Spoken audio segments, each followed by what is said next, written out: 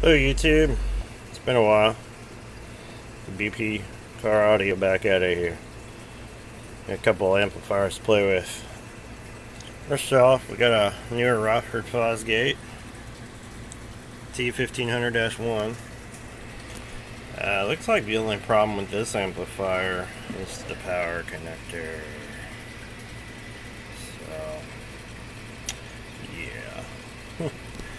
I don't know what happened. The person was using it had a bad ground or what, but that piece is broke off, gone. Anyway, that's gonna be fun trying to find parts for that one. And then we've got an old Memphis AR-HC50 here. And supposedly this thing doesn't work anymore. I've taken the cover off. It doesn't smell burnt or anything. Nothing looks burnt. It's old, scuffed up, what have you. So, the guy just wants me to get it to work. If I can, it's fine. If I can't, then we'll figure out something.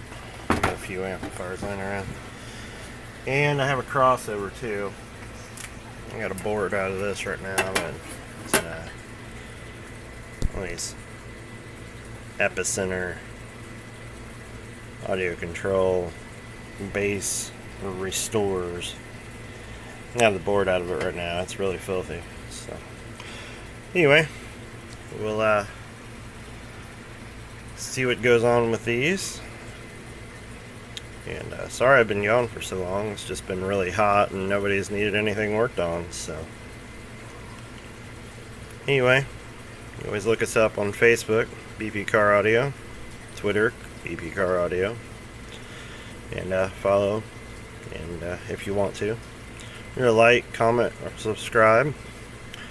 And one of these days we'll go over some of the methods I use for figuring out what's wrong with amplifiers. Talk to you later.